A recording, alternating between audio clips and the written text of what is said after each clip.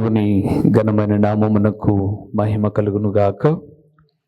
మన ప్రభువును రక్షకుడునునైన యేసుక్రీస్తుల వారి యొక్క ప్రశస్తమైన నామమునకి మహిమ ఘనత ప్రభావములు యుగయుగములకు కలుగునుగాక.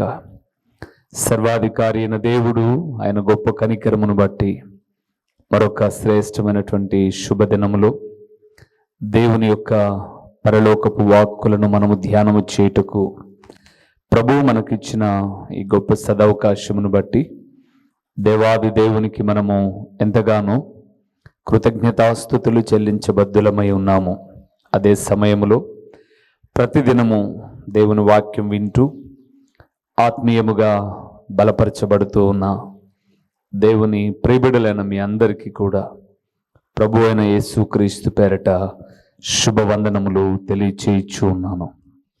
ప్రభునందు ప్రియమైన వారులారా, మీరందరూ క్షేమమని, ఆత్మీయ ఎదుగుదలలో వృద్ధి చెందుతూ ఉన్నారు అని మేము విశ్వసిస్తూ ఉన్నాం. ఎందుకనగా అలాంటి మాటలు ప్రభువు పలికిస్తూ ఉన్నాడు. ఆ మాటలను మీరు స్వీకరిస్తూ ఉన్నారు. అదే సమయంలో ఈ యొక్క వాక్యాన్ని ఇతరులకు పరిచయం చేయండి. ఈ విలువైన మాటలు మీ కుటుంబంలోని బిడ్డలకు, ఆత్మీయులకు, సంఘపు బిడ్డలకు కూడా తెలియచేయండి. ఈ మాటల ద్వారా మరికొన్ని ఆత్మలు రక్షించబడ్డానికి మన వంతు ప్రయత్నం మనం చేస్తూ ఉందాం. దేవుడు నమ్మదగిన వాడు. ఈ దినమున మీతో ప్రభువు చెప్పమన్న మాట ఏమిటి అనగా, దేవుడు ఎవరిని ఎరిగి ఉన్నాడు. దేవుడు ఎవరిని ఎరిగి ఉన్నాడు. ఎరుగుట అంటే తెలుసుకొనుట. ఆయనను నేను ఎరుగుదును అనేవాళ్ళం మనం. అంటే ఆయన నాకు తెలుసు అని. ప్రభునందు ప్రియమైన వారులారా, దేవుడు ఒక చక్కటి మాట మాట్లాడుతున్నాడు. చూద్దామా? వాక్య భాగంలోనికి వెళ్దామా? ఆమోసు గ్రంథము 3వ అధ్యాయము 2వ వచనాన్ని చదువుతూ ఉన్నాం. అదేమనగా భూమి మీద సకల వంశములలోను మిమ్మును మాత్రమే నేను ఎరిగి ఉన్నాను. ఆ మాట చూడండి ప్రియులారా, మిమ్మును మాత్రమే నేను ఎరిగి ఉన్నాను. చాలు. ప్రభు నందు ప్రియులారా, ఆ మాట ఎంత బాగుందండి. మరలా నేను చదవమంటారా? అదేమనగా భూమి మీద సకల వంశములలోనూ. భూమి మీద ఎన్ని రకాలైన జాతులున్నాయి, ఎన్ని రకాలైన తెగలున్నాయి, ఎన్ని రకాలైన మనుషులున్నారు. భారతీయులు ఒకలాగా, అమెరికన్లు ఒకలాగా, ఆఫ్రికన్లు ఒకలాగా, పాకిస్తానీలు ఒకలాగా, ఇలాగా దేశానికి ఒక్కొక్క రంగు, భాష, భేదం ఎన్నో ఉన్నాయి.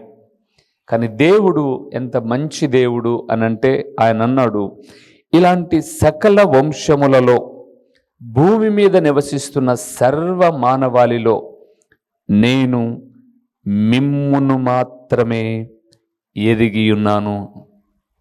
ప్రభునందు ప్రియులారా, మిమ్మును మాత్రమే ఎరిగి ఉన్నాను అంటే మిమ్మలను మాత్రమే నేను తెలుసుకొని ఉన్నాను. అవునండి, ఈరోజు లోకంలో నివసిస్తున్న మనకు గొప్ప గొప్ప నాయకులు తెలుసు. ఉదాహరణకు చెప్పమంటారా? రాష్ట్రపతి ఎవరు అంటే ముర్ము గారేగా అని అంటాం. ఆమె మనకు తెలుసు. ప్రధాని ఎవరు అంటే మోదీ గారు కదా అంటాం. అంటే మోదీ గారు మనకు తెలుసు, ముర్ము రాష్ట్రపతి గారు మనకు తెలుసు, రాష్ట్ర ముఖ్యమంత్రి వరులు మనకు తెలుసు. అయితే నేను ఒక మాట అడుగుతాను, వారికి మీరు తెలుసా? ఆలోచన చేయండి. ఇన్ని రోజుల నుంచి వాక్యం వింటూ ఉన్నారు. పులివెందుల పట్టణంలో ఉన్నటువంటి దైవజనుడు రూబేను అనబడేటటువంటి ఆయన వాక్యాన్ని వివరిస్తాడు. చక్కగా ఒక 4 విషయాలు చెప్తాడు. ఆయన మాకు తెలుసు అని మీరు అంటూ ఉండవచ్చు. మరి నాకు తెలుసా? మీతో నాకు పరిచయం ఉందా? ఎన్ని పర్యాయములు, ఇన్ని సంవత్సరాల నుంచి దేవుని వాక్యం వింటూ మమ్మల్ని మీరు పలకరించారు అంటే గుర్తుపెట్టుకోండి, ఒక వ్యక్తికి ఒక వ్యక్తి మనకు తెలియడం వేరు, ఆ వ్యక్తికి మనము తెలియడం వేరు. మరలా చెప్పమంటారా? ఒక వ్యక్తి మనకు తెలియడం వేరు. అంటే ప్రధాని గారు మనకు తెలుసు అని మనం చెప్పుకోవడం వేరు, కానీ ఆయనకు మనము తెలిసి ఉండడం వేరు. ఇక్కడ అదే చెప్పాడు, భూమి మీద ఉన్న సకల వంశములలో మిమ్ములను నేను ఎరిగి ఉన్నాను. దేవుని ప్రియబిడలారా, దేవుడు మనలను ఎరిగినవాడు. మనమేమిటో తెలుసు, మన పరిస్థితి తెలుసు. మనమేమనుకుంటున్నామంటే నా గురించి దేవునికి ఏమీ తెలియదు, నేను చేసేది తెలియదు, నా మాట తెలియదు, నా చూపు తెలియదు, నా క్రియ తెలియదు, నా తలంపు నడక తెలియదు అని మనమనుకుంటున్నాం. దేవుడికి అన్నీ తెలుసు. ఎలాగో చెప్పమంటారా? యోహాను సువార్తకు వద్దాం ఒకసారి. పరిశుద్ధ బైబిల్ గ్రంథము నుంచి యోహాను సువార్త 2వ అధ్యాయము 24వ వచనాన్ని చదువుతున్నామండి. 24వ వచనాన్ని చదువుతున్నాం. అయితే యేసు అందరినీ ఎరిగినవాడు గనుక ఆయన తన్ను వారి వశము చేసుకొనలేదు. ఆయన మనుష్యుని అంతర్యమును ఎరిగినవాడు. చాలు ప్రియులారా, మొదటిగా మిమ్మును మాత్రమే నేను ఎరిగి ఉన్నాను అని ఆమోసు గ్రంథములో మనం చూసాం. 3వ అధ్యాయం 2వ వచనంలో, యోహాను సువార్త 2వ అధ్యాయం 24వ వచనంలో యేసు ప్రభుల వారు మాట్లాడుతూ అంటున్నాడు, యేసు అందరినీ ఎరిగినవాడు. చెప్పండి, ఆంతర్యమును ఎరిగినవాడు. పైన తెలియడం వేరు, హృదయ అంతరంగాలు తెలియడం వేరు. దేవుడు మాట్లాడుతున్నాడు ఈ సమయమందు, ఆంతర్యమును ఎరిగినవాడు, అంతరంగములో ఉన్నది ఎరిగినవాడు. ప్రభునందు ప్రియులారా, హన్నా దేవాలయములో కూర్చుంది, ప్రార్థన చేస్తుంది. ఏలి హన్నా యొక్క ముఖ భావాలను, హావభావాలను గమనిస్తూ ఉన్నాడు. ఆమె ఏదో మత్తురాలు అని అనుకున్నాడు. అందుకే ఏదేదో తనలో తను మాట్లాడుకుంది అని అనుకున్నాడు. కానీ అదే మందిరమందు నివాసము చేస్తున్న సృష్టికర్త అయిన దేవుడు హన్నా యొక్క ఆంతర్యమును ఎరిగినవాడు, ఆమె మనోవేదన తెలిసినవాడు. హాగరు అరణ్యములో వెళ్తూ ఉంది, పలకరించే నాదుడు లేడు, బిడ్డ చావు చూడలేననుకుంది. అందుకే వింటివేత అంత దూరము ఇస్మాయిల్ను పడుకోబెట్టి కన్నీరు కారుస్తూ ఉంది. ఆంతర్యమును ఎరిగిన దేవుడు. నీ బిడ్డకు కావాల్సింది దాహమే కదమ్మా, నీరే కదా, దానికోసమే కదా నువ్వు ఏడుస్తున్నది. గోతిని చీల్చి నీళ్ళిచ్చాడు. ప్రభునందు ప్రియులారా, మన దేవుడు మాట్లాడుతున్న నా అంతర్యము తెలుసు. దేవుని వాక్యం వింటున్న నీ హృదయ అంతరంగములో దాగి ఉన్నదేదో ఆయనకు తెలుసు, ఆయనకు తెలుసు. అయితే ఇప్పుడు నా సబ్జెక్ట్ ఏంటంటే, దేవుడు ఎవరిని ఎరిగి ఉన్నాడు? సకల వంశములలో మిమ్మును నేను ఎరిగి ఉన్నాను అన్నాడు ఆమోసు గ్రంథం 3:2లో. యోహాను సువార్త 2:24లో అంతర్యమును ఎరిగినవాడు అని అన్నాడు. కానీ ఆయన ఎవరిని ఎరిగి ఉన్నాడో కొన్ని విషయాలు చెప్తాను, సరేనా? మొదటి విషయానికి వెళ్దాం. తిమోతికి రాసిన 2వ పత్రిక 2వ అధ్యాయము 19వ వచనాన్ని ఒకసారి మనం చూద్దాం. ఎవరిని ఎరిగినవాడో మన దేవుడు. ఆయనను దేవుని యొక్క స్థిరమైన పునాది నిలకడగా ఉన్నది. ప్రభువు తన వారిని ఎరుగును. చాలు. మొట్టమొదటిది ప్రియులారా, దేవుడు ఎవరిని ఎరిగి ఉన్నాడు అని మనం చూస్తున్న సందేశములో మొదటిది, ప్రభువు తన వారిని ఎరిగి ఉన్నాడు. ప్రభునందు ప్రియులారా, తనవారు ఎవరో, తనవారు కానివారు ఎవరో దేవునికి తెలుసు. అవును ప్రియులారా, మనవారెవరో, మనవారు కానివారెవరో మనకు కూడా తెలుసు కదండి. మనతో పాటు కూర్చొని భోంచేస్తున్నా, మనతో పాటు సంఘ సహవాసం చేస్తున్నా, మనతో పాటు ఆధ్యాత్మిక జీవితంలో మన వెంట తోడుగా ఉన్నా, కొన్ని పర్యాయములు మనకు తెలుసు వారు మనలను బాధించేవారు అని. అయితే ఈ సమయమందు దేవుడు మాట్లాడుతున్నాడు, ప్రభువు తన వారిని ఎరిగిన వాడుగా ఉన్నాడు. అంటే వారి వ్యక్తిగత జీవితం ఆయనకు తెలుసు. వారి వ్యక్తిగత జీవితము ప్రభువునకు తెలుసు. ప్రియులారా, తన వారెవరో తన వారు కారెవరో తెలుసు. యేసు ప్రభుల వారి శిష్యులు 12 మంది ఆయన వెంట వెళ్తూ ఉన్నారు కదండి. ఆయన వెంట వెళ్తూ ఉన్నారు, ఆయనతో పాటు భోంచేస్తూ ఉన్నారు, సంచరిస్తూ ఉన్నారు, తిరుగుతూ ఉన్నారు. కానీ మీకు తెలుసు, ఎవరు ఆయనను పట్టిస్తారో ఆయనకు తెలుసు. ఎవరు ఆయన పట్టబడిన తర్వాత బొంకుతారో ఆయనకు తెలుసు. బొంకిన వారు ఎంత ఉన్నతమైన పరిచర్య చేస్తారో ఆయనకు తెలుసు. అందుకే తిమోతితో పౌలు అంటున్నాడు, ప్రభువు తన వారిని ఎరుగును. దేవునందు ప్రియమైన వారలారా, మన దేవుడు మనలను ఎరిగిన వాడుగా ఉన్నాడు. ఇంతకీ వాక్యం వింటున్నా నీతో దేవుడు మాట్లాడుతున్నాడు. నీకు ప్రభువు తెలిసినా మంచిది. యేసు ప్రభుల వారు నాకు తెలుసు అని నువ్వు అంటే, యేసు ప్రభుల వారికి కూడా నువ్వు తెలుసా? నీ వ్యక్తిత్వం ఆయనకు తెలుసు, నీ తత్వము తెలుసు. నిన్ను దీవించడానికి ఆయన నిత్యము ఎదురు చూస్తూ ఉన్నాడు. అయితే నువ్వు ఆయనకి ఇష్టకరంగా జీవిస్తున్నావో లేదో ఒక్కసారి ఆలోచించు. అందుకే లేఖనం సెలవిస్తుంది, తన వారిని దేవుడు ఎరిగిన వాడుగా ఉన్నాడు. ఎవరు తనవారో ఎవరు తనవారు కాదో, భూమి మీదికి అనేకమైన శ్రమలు వస్తూ ఉన్నప్పుడు తన కొరకు నిలబడేవారెవరో, తన కొరకు నిలబడక పడిపోయేవారెవరో, పారిపోయేవారెవరో తెలుసండి. నాకు తెలుసు ప్రియులారా, సరిగ్గానండి ఒక 15 సంవత్సరాల క్రితం ఒక సర్టిఫికేట్స్ ఎంక్వైరీస్ జరిగాయి. అప్పట్లో పిల్లలకు స్కూళ్ళల్లో కాలేజీలలో కొన్ని స్కాలర్షిప్ నిమిత్తమై, రకరకాలైనటువంటి విషయాల నిమిత్తమై క్యాస్ట్ సర్టిఫికేట్ని అడిగారు. ప్రభుత్వం వారు క్యాస్ట్ సర్టిఫికేట్ని అడిగారు.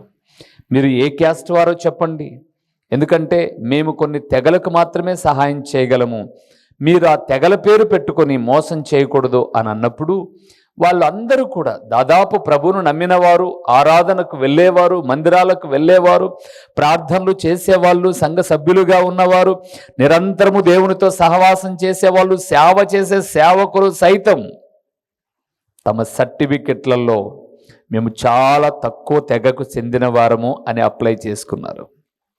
అప్పుడు ఎంఆర్ఓ ఆఫీస్ వాళ్ళు ఏం చేశారు అంటే, ఇంతకు మీరు ఆ తెగకు సంబంధించిన వారో కాదో తెలుసుకోవడానికి మీ ఇంటికి మేము ఎంక్వైరీకి వస్తాం అని వచ్చారండి. ఒక 15 సంవత్సరాల క్రితం ఇంటికి ఎంక్వైరీలకు వచ్చారు. అప్పుడు క్రైస్తవులండి, మేమున్నది క్రిస్టియన్ లైను అనబడే కాలనీలోనే, చాలామందిని మేము చూసాం. తమ ఇళ్లలో ఉన్న వాక్యాలను, తమ ఇళ్లలో ఉన్న క్రీస్తు యొక్క ఫోటోలను పూర్తిగా దాచిపెట్టేశారు. అన్ని కట్టగట్టి పక్కన పెట్టేశారు. దేనికోసం? ఒక 500-1000 రూపాయలు ఎక్కడో ఫీజు తగ్గుతుందనో, ఒక రాయితీ దొరుకుతుందనో, ఒక సీట్ వస్తుందనో, ఒక ఉద్యోగం వస్తుందనో ప్రభువుని ఏం చేశారు? పక్కన పెట్టేశారు. అదే 15 సంవత్సరాల క్రితం ఈ దీన సేవకుడు కూడా ఒక ప్రత్యేకమైన ప్రైవేటు పాఠశాలలో నా పిల్లలను చేర్పించడానికి, గవర్నమెంట్ ఎయిడెడ్ స్కూళ్ళలో చేర్పించడానికి నేను కూడా ఒక అప్లికేషన్ వేశానండి. వేసిన తర్వాత వాళ్ళు ఒక ఇంటర్వ్యూ నిమిత్తమై కలెక్టర్ ఆఫీస్కి పిలిచారు నన్ను. నేను కడప కలెక్టర్ ఆఫీస్కి వెళ్ళేసరికి ఆ ఆఫీస్కి నేను కొంచెం ముందుగానే వెళ్ళాను. ఆ గ్రీవెన్స్ జరిగేటటువంటి సమయానికల్లా నా ముందు చాలామంది పాస్టర్లు కూడా వచ్చి ఉన్నారు అక్కడ. వాళ్ళందరితో నేను మామూలుగా కరచాలం చేశాను, పలకరించాను. తర్వాత ఇక ఆ సభ స్టార్ట్ అయింది. కలెక్టర్ గారు కొంతమందికి సీట్లు పలాని స్కూళ్ళలోనే అలాట్ చేస్తూ ఉన్నప్పుడు కొన్ని అప్లికేషన్స్ పక్కన పెడుతున్నారు. ఆ ప్రక్కన పెట్టిన అప్లికేషన్లలో నా అప్లికేషన్ కూడా ఉంది. నేను చాలాసేపు చూశాను, అందరి పేర్లు వచ్చే, అందరికీ పలాని ఊర్లలో, పలాని కాలేజీలలో, పలాని హాస్టళ్లలో, పలాని స్కూళ్ళలోని సీట్లు చెప్పారు. నేను గొప్ప కోసం చెప్పడం లేదండి, ప్రభువు తన వారిని ఎరుగును అన్నందుకు ఒక చిన్న మాట చెబుతున్నాను. అందరు అయిపోయిన తర్వాత ఇక నాకు ఎంతసేపటికి నా పేరు రాలేదు, నా వెనక్కి ఇచ్చిన వాళ్ళ పేర్లు కూడా వస్తున్నాయని నేను వెళ్ళి అక్కడికి వెళ్ళి అడిగినప్పుడు, ఇదిగో నీ సర్టిఫికెట్ పక్కన పెట్టారు అన్నారు. ఎందుకండి అని అన్నాను. మీరు క్రిస్టియన్ అని పెట్టారు, సో క్రిస్టియన్కి ఇక్కడ రాయితీలు లేవు అన్నారు. మరి ఏం చేయాలి నేను? ఇదే పేపర్ ఇంకొకటి తీసుకొని నువ్వు ఎస్సీ అని రాసుకొని వస్తే మీ పిల్లలకు సీట్ ఇస్తాం అన్నారు. అప్పటికే సేవ చేస్తున్నాను నేను. యేసు ప్రభుల వారి కొరకు నిలబడాలి అని అనేక మందికి చెప్పిన వ్యక్తిని ఏం చేయాలండి? అప్పుడు ఏం చేయాలప్పుడు? చాలామంది పాస్టర్స్ని అడిగితే, బ్రదర్ లోకంలో ఇవన్నీ కామన్, మనం ఎలాగూ కష్టపడుతున్నాం, పిల్లలన్నా ఫీజు లేకుండా చదివించుకోకపోతే ఎలాగా? గవర్నమెంట్ ఎయిడెడ్ ప్రైవేట్ పాఠశాలలలో ఫ్రీగా ఎడ్యుకేషన్ అందిస్తారు 10th క్లాస్ వరకు. సో మనం ఎస్సీ అని జస్ట్ ఒక చిన్న అక్షరాలు రాస్తే అన్నారు.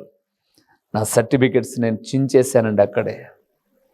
ఆ రోజుల్లో అక్కడికి వెళ్ళి రావడానికి కూడా ఒక 150 రూపాయలు ఛార్జీ కూడా కష్టమైన పరిస్థితులు నావి. నష్టమైనా పర్లేదు, వాటిని తీసి పక్కన పడేసి వచ్చేస్తుంటే అన్నారు, చాలా ఎగతాళిగా మాట్లాడారు, పాస్టర్ నువ్వేనా సేవకుడివి, మేం కాదా, పిల్లల గురించి భవిష్యత్తు గురించి ఆలోచన లేదా అని.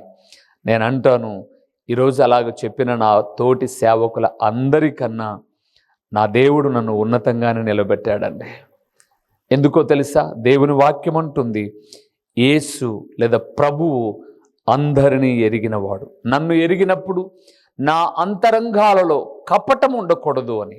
అందుకే దేవుని వాక్యం సెలవిస్తుంది, దేవుడు ఎవరిని ఎరిగి ఉన్నాడు అంటే, ప్రభువు మొదటిది తన వారిని ఎరిగి ఉన్నాడు. రెండవది ఎవరినో చూద్దామా? యోహాను సువార్త 13వ అధ్యాయము. యోహాను సువార్త 13వ అధ్యాయము 18వ వచనాన్ని ఒకసారి మనం చూద్దాం. 13:18 వచనము. మిమ్మును అందరిని గూర్చి నేను చెప్పలేదు, నేను ఏర్పరచుకొనిన వారిని ఎరుగుదును గాని. చాలు ప్రియులారా. రెండవదండి, మొదటిది ప్రభువు తన వారిని ఎరిగిన వాడుగా ఉన్నాడు. రెండవది ప్రభువు తాను ఏర్పరచుకున్న వారిని ఎరిగి ఉన్నాడు. ప్రభువు తాను ఏర్పరచుకున్న వారిని.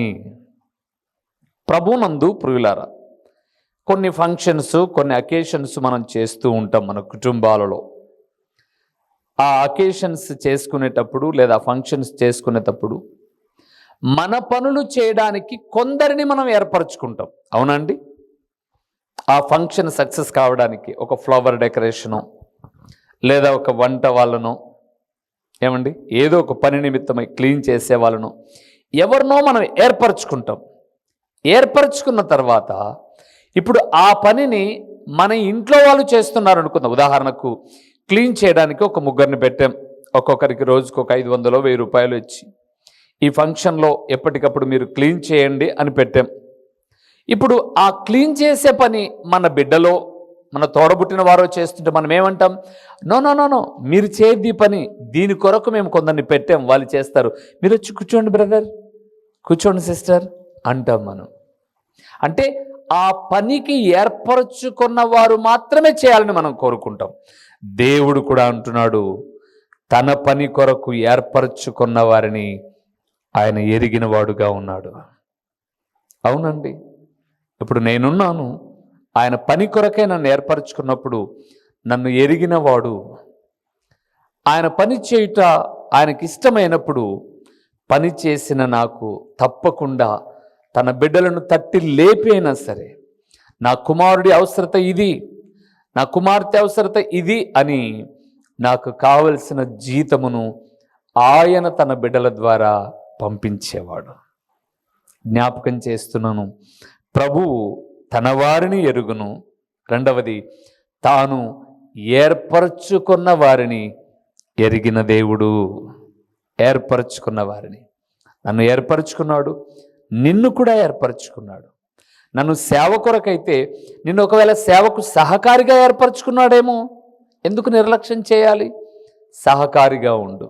మనం అందరం ఏమై ఉన్నామో తెలుసా? అపోస్తులుడైన పేతురు అంటాడండి చాలా చక్కగా, మనము ఏర్పరచబడిన వంశమును, రాజులైన యాజక సమూహమును, దేవుని సొత్తైన ప్రజలమై ఉన్నామట. మనము దేవునికి సొత్తైన ప్రజలము. మనలను దేవుడు ఏర్పరచుకున్నాడు కాబట్టి అశ్రద్ధ చేయకూడదు.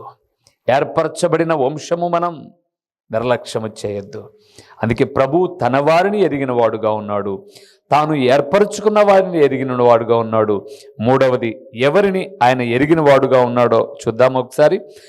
1వ అధ్యాయము నహూము గ్రంథము 7వ వచనాన్ని చూస్తూ ఉన్నాం. యెహోవా ఉత్తముడు శ్రమదినమందు ఆయన ఆశ్రయదుర్గము. చూసారా మాట? తన యందు నమ్మిక ఉంచు వారిని ఆయన ఎరుగును. చాలు. మూడవది ప్రియులారా, నా ప్రభు ఎలాంటి వాడు అనంటే తన యందు నమ్మిక ఉంచిన వారిని ఆయన ఎరుగును. ఒకరోజు నేను ఒక డాక్టర్ గారి దగ్గరికి వెళ్ళాను. మా పాపను పిలుచుకెళ్ళి ఒక హోమియోపతి డాక్టర్ దగ్గరికి వెళ్ళాను. నేను వెళ్ళిన తర్వాత ఈ పాపకు ఉన్నటువంటి కొన్ని పరిస్థితులు ఆ డాక్టర్ గారికి చెప్పిన తర్వాత ఆయన కొంతసేపు మాట్లాడిన తర్వాత ట్రీట్మెంట్ ఇస్తూ మాకప్పుడే మేము మాట్లాడేటటువంటి మాటలు ఆయన క్యాచ్ చేశాడు. ఆ డాక్టర్ క్యాచ్ చేసి అన్నాడు, మీరు ఇది ఒకసారి ట్రీట్మెంట్ తీసుకుంటారు, ఇంక తర్వాత రారు అన్నాడు. వెళ్ళలేదండి తర్వాత. అంటే నేను ఏమంటున్నాను అంటే ఆ డాక్టర్ చెప్పే మాటలు బట్టి మాకు నమ్మకం కలగల. ఆ నమ్మకం కలగకోకుండానే మేము కూర్చున్నాం. ఆ కొద్దిసేపు ఆయన విన్నాడు, వెంటనే అన్నాడు, మీరు మరలా రారులేండి అన్నాడు. మా మనసులో కూడా మేము ముందే అనుకున్నాం, ఇప్పుడు ఎలాగో వచ్చాం, ట్రీట్మెంట్ తీసుకొని వెళ్ళిపోదాం, ఇంకెప్పుడు రావద్దురా బాబు అని. అంటే నేనేమంటున్నాను అంటే తన యందు నమ్మిక ఉంచిన వారిని ఆయన ఎరుగును. మనం ఎవరినన్నా నమ్మాము అంటే వారి దగ్గర కొంత కష్టమైనా ఉంటాం, నష్టమైనా ఉంటాం, ఇబ్బంది అయినా ఓర్చుకుంటాం. ఇప్పుడు దేవుని మనం నమ్ముకున్నది నిజమైతే అపోస్తలుడైన పౌలు అన్నాడు, రోమిలకు రాసిన పత్రిక 8వ అధ్యాయం 36 నుంచి 38 వచనాలు చూస్తున్నప్పుడు, శ్రమైనను హింసైనను ఉపద్రవైనను కరువైనను ఖడ్గమైనను అట్టిది మరి ఏదైనను క్రీస్తు ప్రేమ నుంచి మనలను ఎడబాపువాడు ఎవడు అన్నాడు. ఎందుకు ఇంత ధైర్యంగా పౌలు మాట్లాడుతున్నాడు అంటే పౌలు నమ్మిన దేవుని యందు అంత దృఢమైన విశ్వాసం కలిగి ఉన్నాడు. ఎలాంటి కష్టమైనా రానివు ప్రభువా, నీ సన్నిధిని మాత్రం నేను విడిచిపెట్టను అని. అందుకేనేమో నహూము గ్రంథం 1వ అధ్యాయం 7వ వచనంలో ప్రభు మాట్లాడుతూ భక్తుని ద్వారా అంటున్నాడు, ఆయన యందు నమ్మిక ఉంచిన వారిని దేవుడు ఎరిగిన వాడుగా ఉన్నాడు. ఎవరైతే దేవుని యందు నమ్మకం ఉంచుతారో ఆయనకు తెలుసు. అప్పుడప్పుడు మా దగ్గరికి మందిరానికి కొంతమంది వస్తుంటారు, వచ్చి ఏవేవో చెప్పేస్తారు. చాలామందిని మేము ఎరుగుదుమండి. చాలామంది వచ్చి ఇన్ని బాధలు చెప్తారు. ఒక్క ఆదివారం వచ్చి మోయలేనన్ని భారాలు వారి మీద ఉన్నట్టుగా చెప్తారు. అప్పుడు మేము అంటాము, మంచిదమ్మా, సమస్యలు దేవుడు తొలగిస్తాడు, క్రమముగా రండి మందిరానికి అంటాం. వీళ్ళు ఈ వారము మాత్రమే వచ్చి నెక్స్ట్ వీక్ నుంచి కనపడరు, మందిరాలు మారుతూ ఉంటారు. ఏంటి రాలేదు అంటే అన్ని సమస్యలు చెప్పాం కదా, ఏమీ తీరలేదన్నా అంటాం. అంటే ఒక్కసారితోనే అన్ని తీరిపోవాలని కోరుకునే సమాజం. దేవుని బిడ్డలారా, దేవుడికి తన యందు నమ్మిక ఉంచిన వారెవరో తెలుసు. వారు అవసరతల కొరకు వచ్చేవాళ్ళు కాదు. మనం ఆరాధిస్తున్న దేవుడు ఆపదలు మాత్రమే మొక్కితే తీర్చేవాడు కాదు కదండి. అందుకే తన యందు నమ్మిక ఉంచిన వారిని దేవుడు ఎరిగిన వాడుగా ఉన్నాడు. ఆయన ఎవరు నమ్ముతారో ఎవరు నమ్మరో ఆయనకు తెలుసు. వీళ్ళు రెగ్యులర్ కస్టమర్సా, రెగ్యులర్ భక్తులా, క్రిస్టమస్ భక్తులా, ఈస్టర్ భక్తులా ఆయనకు తెలుసు. వీళ్ళ క్రమమైన భక్తి జీవితం ఎంతదో ఆయనకు తెలుసు. అందుకే వారి జీవితాలు కూడా అంతంత మాత్రమే ఉండడం ఆయన చూస్తూ ఉంటాడు. ప్రభునందు ప్రియులారా, తన యందు నమ్మిక ఉంచిన వారిని ఆయన ఎరిగిన వాడుగా ఉన్నాడు. చివరిగా ఇంకొక మాట చెప్తాను, సమయం అయిపోవచ్చింది కాబట్టి. నిర్గమాకాండము 33వ అధ్యాయము 17వ వచనాన్ని ఒకసారి చూస్తే, కాగా యెహోవా నీవు చెప్పిన మాట చొప్పున చేసేదను, నీ మీద నాకు కటాక్షము కలిగినది. దేవుడు అంటున్నాడు, చూడండి, నీ పేరును బట్టి నిన్ను ఎరుగుదునని మోషేతో చెప్పగా. దేవుడు ఎవరిని ఎరిగి ఉన్నాడట? మొదటిది, ప్రభువు తన వారిని ఎరుగును. రెండవది, తాను ఏర్పరచుకున్న వారిని ఎరుగును. మూడవది, తన యందు నమ్మిక ఉంచిన వారిని ఎరుగును. నాలుగవది, నీ పేరును బట్టి నిన్ను ఎరిగి ఉన్నాడు ఆయన. అంటే పేరు ఏమైనా మార్చుకోవాలంటావన్నా బ్యాప్టిజం తీసుకున్నప్పుడు? నో. పేరు అనగా స్వభావము. నీ స్వభావమును బట్టి నిన్ను ఆయన ఎరిగిన వాడుగా ఉన్నాడు. నీ స్వభావం ఏదో తెలుసు ఆయనకు, నీ వ్యక్తిత్వం ఏంటో తెలుసు ఆయనకు. నువ్వేం చెప్పాల్సిన అవసరంలే. దేవాలయంలోనికి ప్రార్థన చేయడానికి 2 వ్యక్తులు వెళ్ళారు అని లూకాసు వార్త 18వ అధ్యాయంలో మనం చూస్తాం. 2 ప్రార్థన చేస్తున్నారు. ఒకడేమో పరిసయ్యుడు, మరొకడేమో సుంకరి.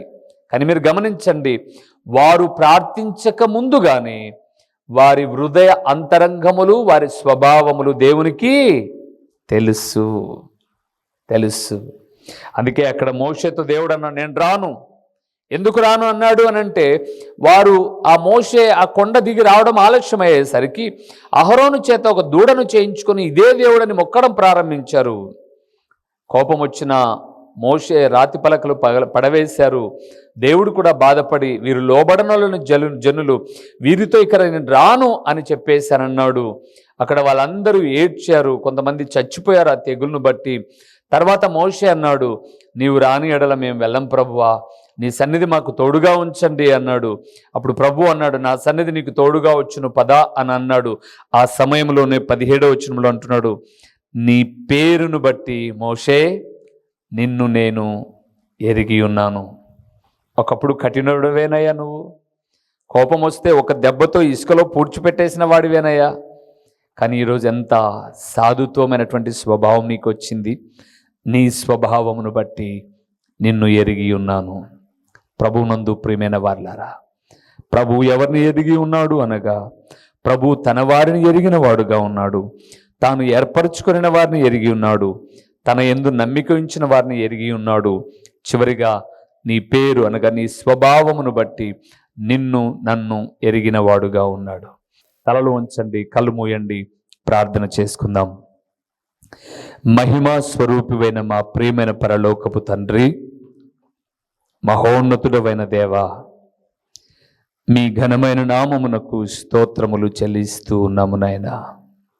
సమస్తము ఎరిగిన దేవా, ఎరిగిన మాకు ఏ దీవెనలు ఇస్తావో కూడా తర్వాత సందేశములో మమ్మల్ని దర్శించి మాట్లాడండి. ప్రకటించబడిన పరలోకపు సంగతులు వ్యర్థముగా పోకుండా సారవంతమైన నేలను పడిన విత్తనం వలె 30 60 100 ఫలింపచేసి మీ ఘననామానికి మహిమ ఘనత ప్రభావములు మీరు కలుగు చేసుకొనుమని ఎంతైనా నమ్మదగిన దేవుడవైన మీకు స్తుతులు చెల్లించుకుంటూ యేసు నామములో అడిగి పొందియున్నాము తండ్రి, ఆమేన్. ప్రభువైన యేసుక్రీస్తు పేరట దేవుని వాక్య వీక్షకులైన ఆత్మీయులైన మీ అందరికీ నిండు వందనములు తెలియచేయుచున్నానండి. ప్రభువునందు ప్రియులారా, దేవుని మహాకృపను బట్టి ఈ ప్రార్థనా ఛానల్ ద్వారా, యూట్యూబ్ ద్వారా 5 సంవత్సరాలు ఇప్పటిదాకా దేవుని మహాకృపను బట్టి 100 ప్రసంగములు మీకు అందించడానికి ప్రభు సహాయం చేశాడు. ఈ సమయంలో ఒక ప్రాముఖ్యమైన ప్రకటన ఏంటనగా, మీరు ఎప్పుడైనా పులివెందుల ప్రాంతానికి, ప్రొద్దుటూరు ప్రాంతానికి వచ్చినా ఈ 2 చోట్ల ఉదయ సాయంకాలపు కూడికలు జరుగుతూ ఉన్నాయి. పులివెందుల ప్రాంతంలో అయితే ప్రతి ఆదివారం ఉదయం 9 గంటల నుంచి 11 వరకు ప్రతి ఆదివారము ప్రభు బల్లారాధన ఉంటుంది. ప్రొద్దుటూరులో కూడా ఉదయకాలము 9 గంటల నుంచి 11 గంటల వరకు ప్రభు బల్లారాధన. తిరిగి ప్రొద్దుటూరులో సాయంకాలం 6:30 గంటల నుంచి 8:30 వరకు సాయంకాలపు సువార్త కూడికలో దేవుని సేవకుడినైన నేను వచ్చి దేవుని వాక్యాన్ని ప్రకటిస్తాను. మీరు ఒకవేళ ఈ ప్రాంతానికి ఎప్పుడైనా వచ్చినా, లేదా మీరు ఈ ప్రొద్దుటూరు పులివెందుల ప్రాంత వాసులైతే దేవుని వాక్యము మాత్రమే ప్రకటిస్తున్న అమూల్యమైన సందేశాలను వినుట కొరకు మిమ్మల్ని ప్రేమతో ఆహ్వానిస్తున్నాను. ఎందుకు మీరు ప్రొద్దుటూరు పరిసర ప్రాంతాలలో ఉన్నవారైతే సాయంకాలపు సువార్త కూడికకు సూపర్ బజార్ రోడ్డులో ఉన్నటువంటి క్రీస్తు ప్రార్థనా గృహానికి మీరు రాకూడదు. మిమ్మల్ని ప్రేమతో ఆహ్వానిస్తూ ఉన్నాను. రండి ప్రియులారా, మీరు నేను కలిసి దేవుని నామాన్ని కనపరుద్దాం. ఒకవేళ పులివెందుల ప్రాంతంలో ఉన్నట్లయితే ఇక్కడికి రండి, ఆ ప్రొద్దుటూరు ప్రాంతంలో ఉన్నైతే అక్కడికి రండి. లేదా మీరు ఈ రెండిటికి మేము దూరంగా ఉన్నాము అనంటే ప్రతిరోజు యూట్యూబ్లో ఒక సందేశం ఉంటుంది, వీక్షించండి, ఆత్మీయమైన మేలులు పొందండి. ప్రభు పేరట మీ అందరికీ నిండు శుభాభివందనములు.